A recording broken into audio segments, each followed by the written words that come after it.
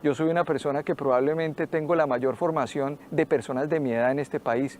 Yo soy doctor, yo tengo maestría, yo tengo una profesión, yo soy historiador, yo he escrito 10 libros, yo he sido profesor en más de 10 universidades en el mundo, 20 años de experiencia, he sido columnista, escritor, etc. Dime de qué presumes y te diré de qué careces. No hay mejor frase para ilustrar el fiscal Barbosa, el amigo del expresidente Duque, que tiene los días contados en la Fiscalía General de la Nación. Seguramente ya se han topado con varios videos en YouTube dedicados a este personaje. No es que yo esté usando la tendencia para hacer mi contenido.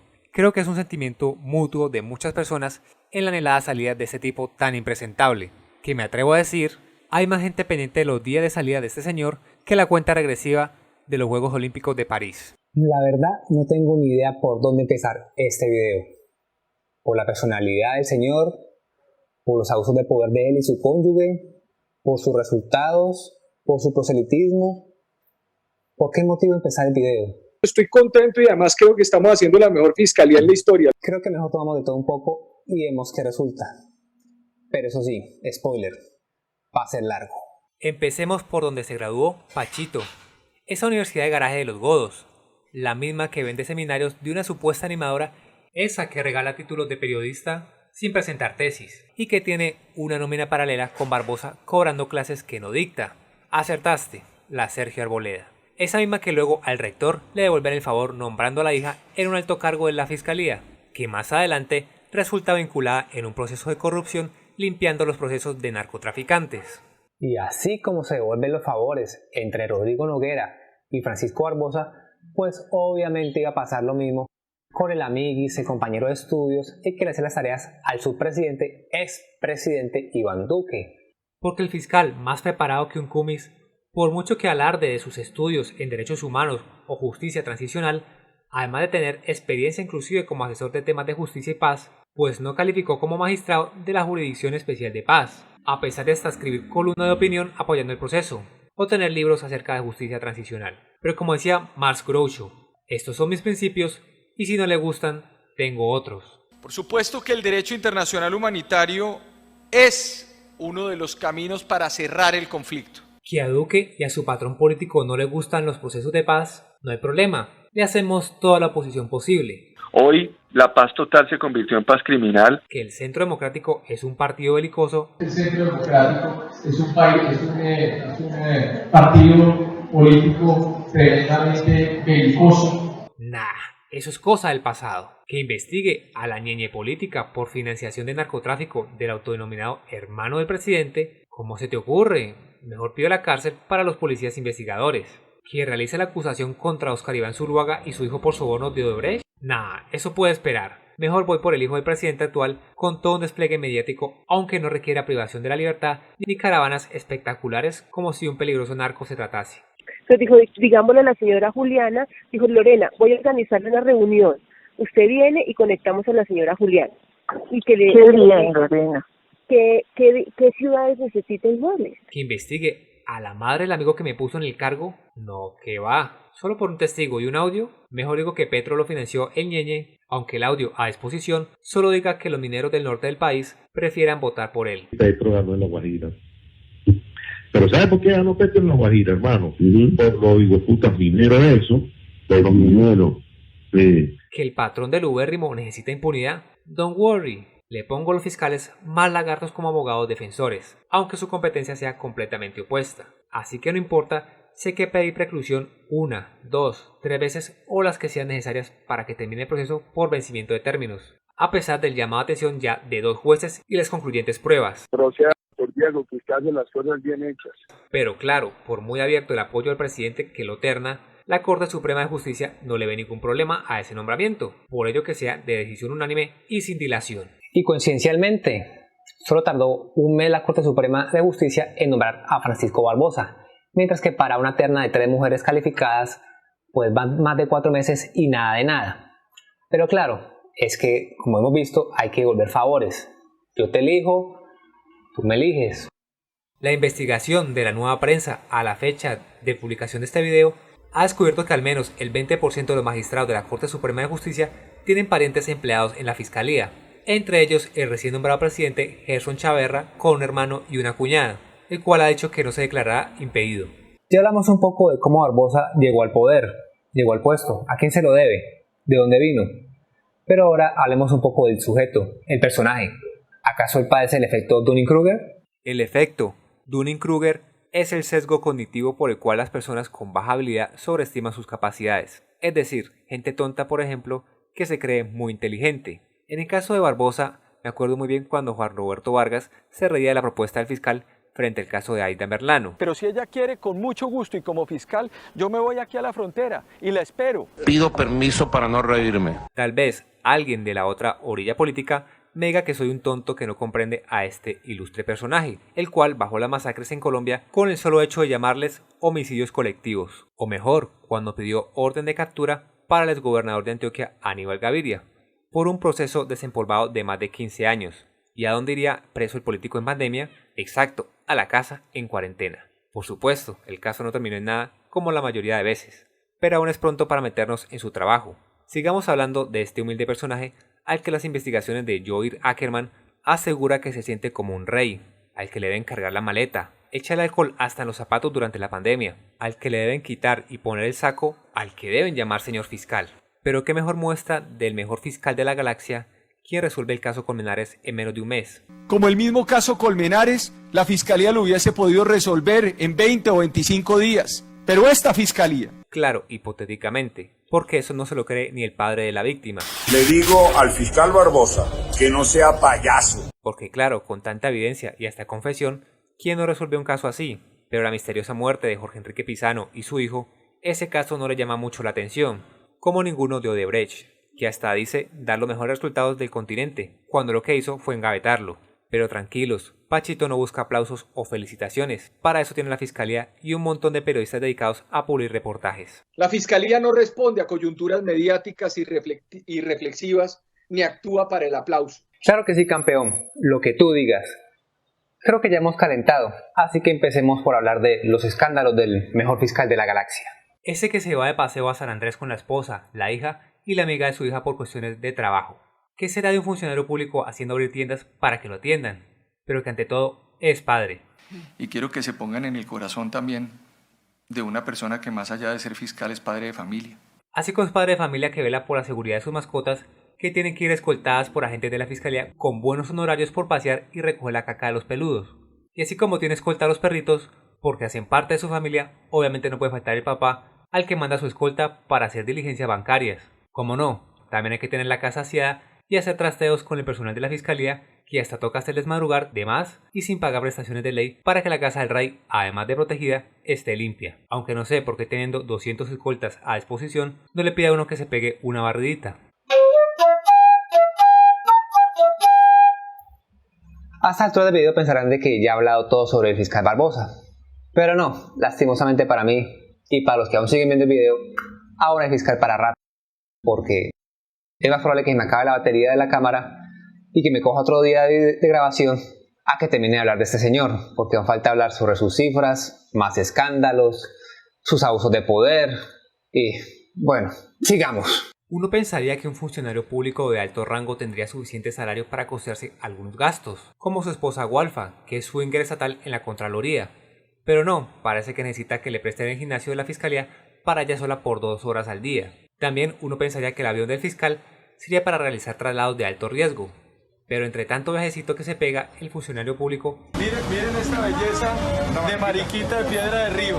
El mantenimiento no sale barato, aunque no se sabe si es más costoso que el viaje o usa el jet para transportar feminicidas a San Andrés, o las lujosas fiestas para agasajar a otros funcionarios públicos de otras regiones en Cartagena. Claro, con todos los gastos pagos, por supuesto. Mientras que a sus funcionarios le descuenten sus salarios por protestar.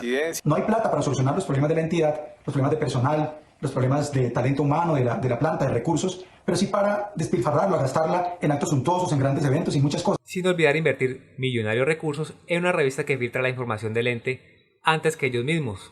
Es que claro, tener una lista de reproducción con centenares de videos del fiscal no es suficiente plataforma para demostrar todo lo que él hace.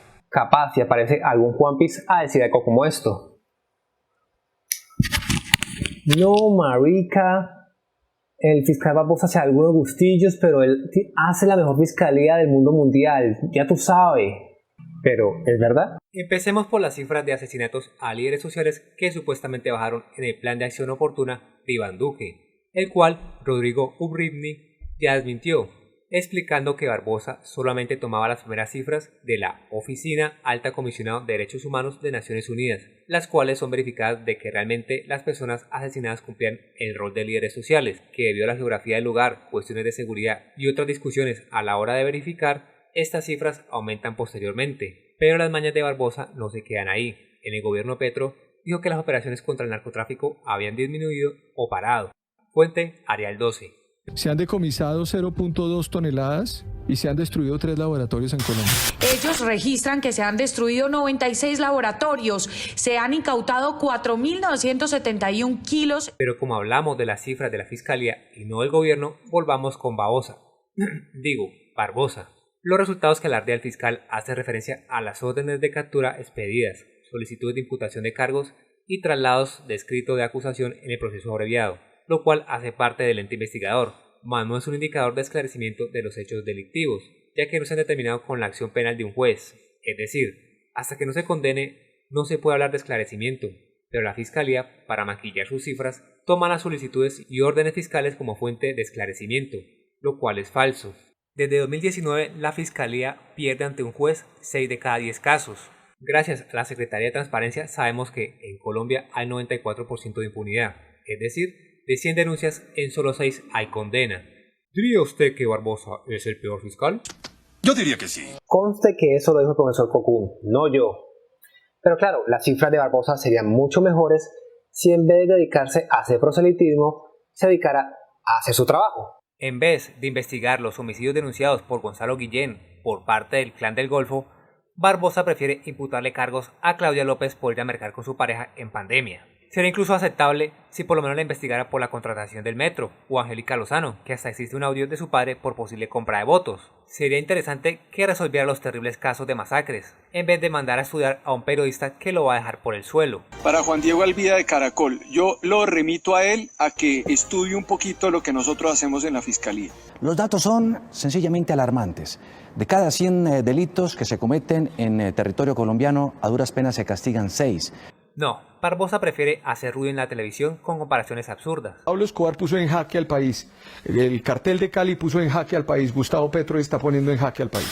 Nosotros los colombianos somos dados a exagerar. Prefiere abrir cargos contra Samper o Serpa, para que salga las FARC a recordarle que ellos asesinaron a Álvaro Gómez, o sacar de la campaña a Sergio Fajardo por no premeditar la volatilidad del dólar. En vez de esclarecer quién asesinó a Lucas Villa, con funcionarios de la DIJÍN involucrados, no tiene tiempo para limpiar el nombre de la institución, sino mejor criminalizar a los protestantes, hacer ver a los jóvenes como terroristas y mantenerlos tras las rejas, así hayan estado pasando por la calle y a la espera de que lo lleven a un juez para demostrar su inocencia o culpabilidad. En vez de agradecer el apoyo internacional para luchar contra la criminalidad, prefiere cagarse del susto y pedir que no vengan. Tampoco podemos admitir ni permitir en Colombia la solicitud de comisiones de Naciones Unidas para investigar.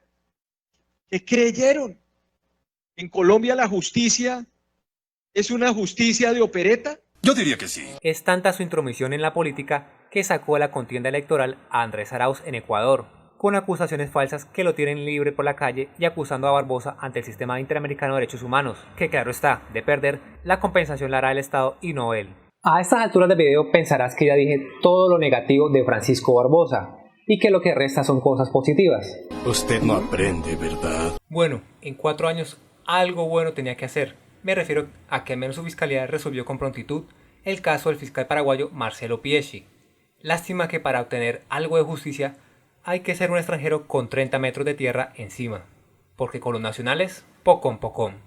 De hecho, hace lo contrario.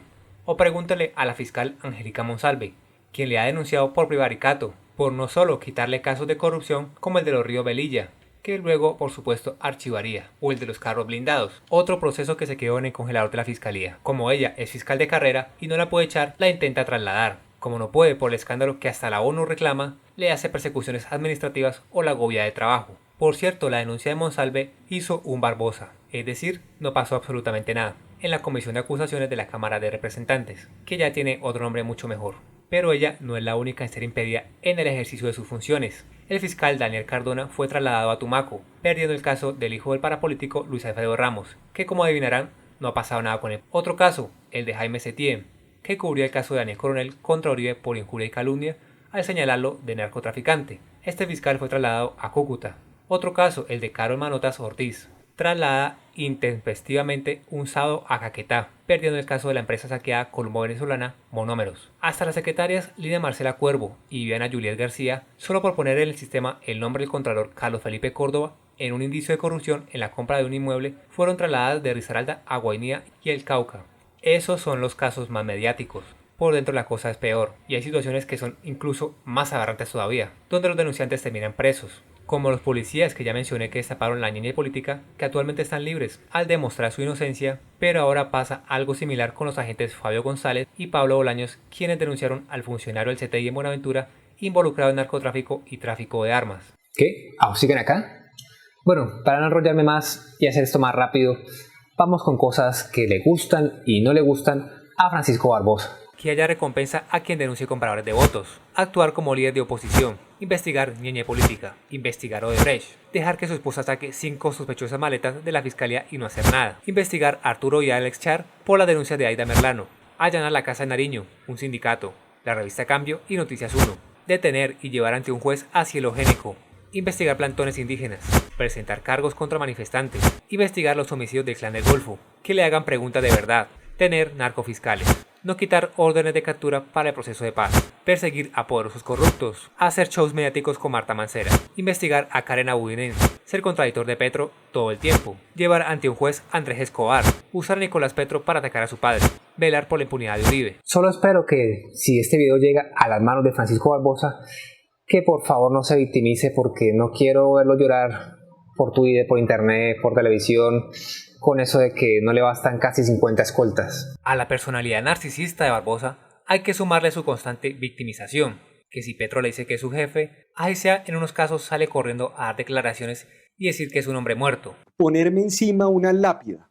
O que supuestamente van a hacer un atentado contra él, pero sale el Ministerio de Defensa a decir que es básicamente, bueno, ya saben, muy preocupado el pobre hombre que tiene 22 escoltas de día, 22 escoltas de noche, 7 carros blindados y un jet, porque como él sabe, es el segundo cargo más importante de esta nación.